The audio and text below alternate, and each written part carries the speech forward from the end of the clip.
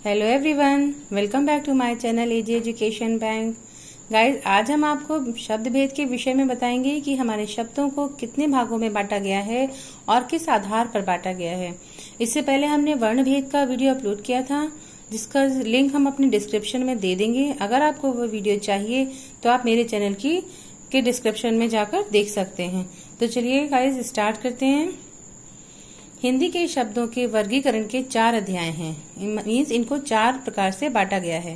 पहला है उत्पत्ति या इतिहास के आधार पर, दूसरा है रचना या बनावट के आधार पर, तीसरा है रूप और प्रयोग के आधार पर, चौथा है अर्थ के आधार पर। तो सबसे पहले हम बात करेंगे उत्पत्ति के आधार पर।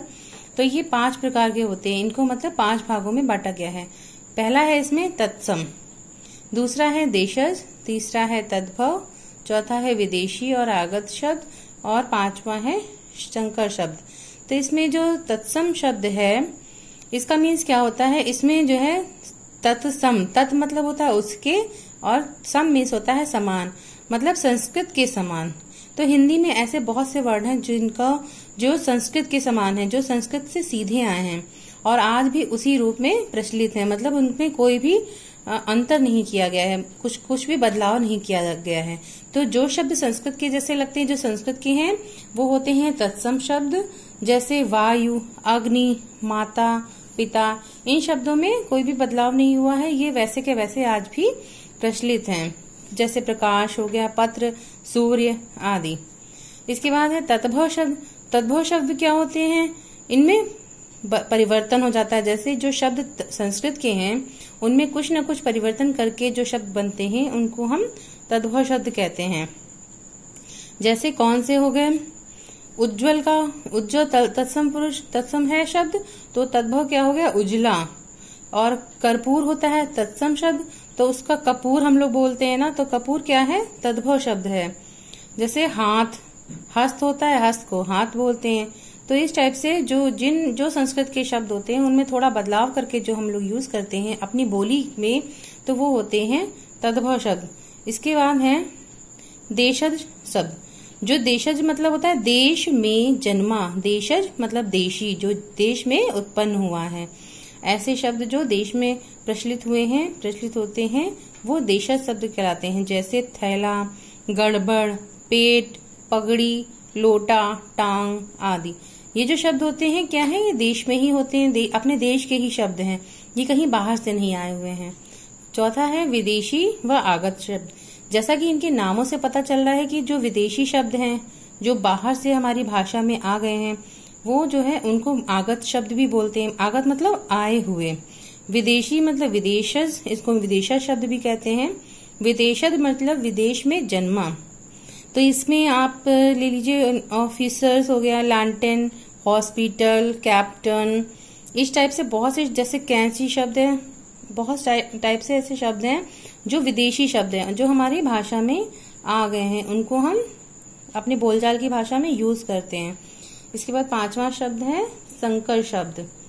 संकर शब्द क्या होता है, जो 2 भिन्न स्रोतों से आए हुए शब्दों के मेल से बना है, मतलब अलग अलग, जैसे 2 शब्दों से मिलकर बनता है। जैसे संस्कृत का शब्द हो गया छाया और फारसी का शब्द हो गया दार, तो दोनों से क्या मिलकर बनता है, छायादार।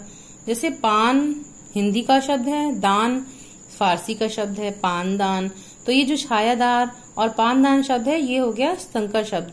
जैसे रेल हो गया हिंदी का शब्द, रेल हो गया अंग्रेजी का शब्द, और गाड़ी हो गया हिंदी का शब्द, बट हम लोग इनको मिला के बोलते हैं, तो ये क्या है, रेलगाड़ी। रेलगाड़ी कौन सा शब्द हो गया, संकर शब्द हो गया। सील इंग्लिश का शब्द है, बंद फारसी शब्द है। सील बंद, कोई चीज होती है बंद होती है तो हम उसको बोलते हैं ना, ये सील बंद है, तो सील बंद क्या हो गया, संकर शब्द हो गया। अब हम आगे बढ़ते हैं बनावट के आधार पर। तो बनावट के आधार पर ये 3 प्रकार के होते हैं।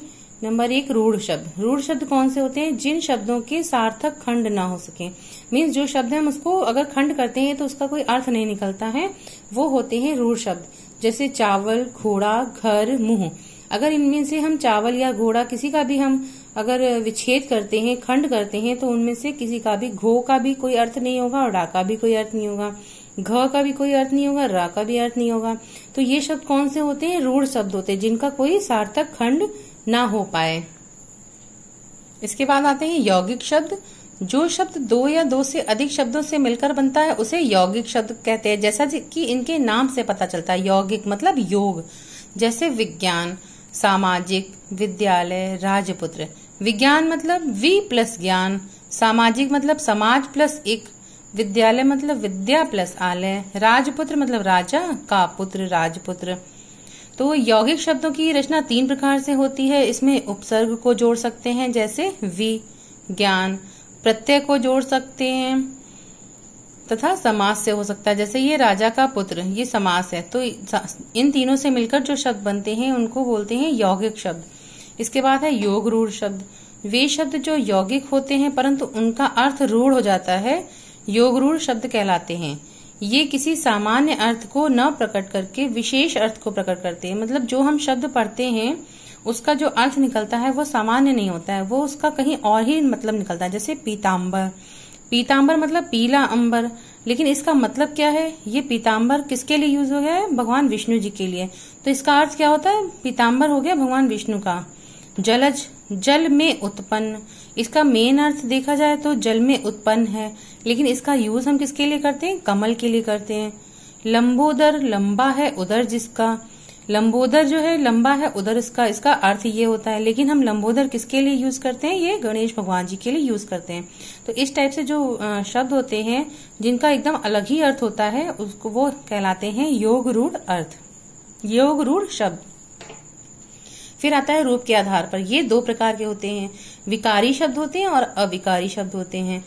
तो वे शब्द जिनमें लिंग, वचन और कारक के आधार पर मूल शब्द का रूपांतरण हो जाता है विकारी शब्द कहलाते हैं। मतलब जैसे लिंग और वचन जब इसमें बदलता है और कारक बदलता है तो इनमें रूपांतरण हो जाता है, मतलब ये बदल सकते हैं। जैसे लड़का पढ़ रहा है तो लड़के पढ़ रहे हैं, लड़की पढ़ रही है, लड़कियां पढ़ रही हैं, लड़का दौड़ रहा है, लड़के दौड़ रहे हैं। इस टाइप से जैसे लड़का हो गया, ये सब क्या है? विकारी शब्द हैं। क्यों? इनमें लिंग के अकॉर्डिंग, वचन के अकॉर्डिंग और कारक के अकॉर्डिंग परिवर्तन हो जाता है। तो ये कौन से शब्द हो गए? विकारी शब्द। संज्ञा, सर्वनाम, विशेषण एवं क्रिया शब्द विकारी शब्द हैं। जो संज्ञा के जो शब्द होते हैं, सर्वनाम के शब्द होते हैं और विशेषण और क्रिया के जो शब्द होते हैं वो सब विकारी शब्दों में आ जाते हैं। इसके बाद आता है अविकारी शब्द।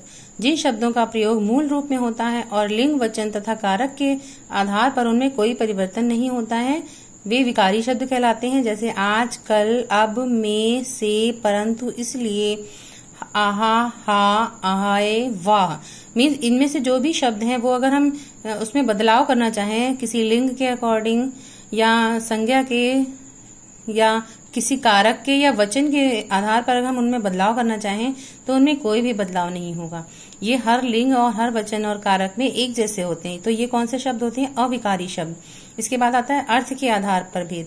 ये कितने प्रकार के होते हैं? 4 प्रकार के होते हैं। एकार्थी शब्द, जिन शब्दों का केवल एक ही अर्थ होता है, जैसा कि इसके नाम से पता चल रहा है एकार्थी शब्द, जिनका एक अर्थ होता है वे एकार्थी शब्द कहलाते हैं। जैसे गंगा, जर्मन, राधा, मार्च, इनका कोई दूसरा अर्थ नहीं है। तो ये कौन से शब्द हो गए? एकार्थी शब्द। सेकंड नंबर पे है अनेकार्थी शब्द। जिन शब्दों में से एक से अधिक अर्थ होते हैं अनेकार्थी शब्द कहलाते हैं। जैसे कि हार, हार के 2 अर्थ होते हैं, एक तो होता है पराजय, दूसरा होता है गले की माला, उसको भी हम हार कहते हैं। तो ये कौन सा शब्द है? अनेकार्थी शब्द। मतलब शब्द एक, उसके अर्थ अनेक। कर, कर मीन्स हाथ भी होता है और टैक्स भी होता है। तो ये कौन सा शब्द हो गया? अनेकार्थी शब्द।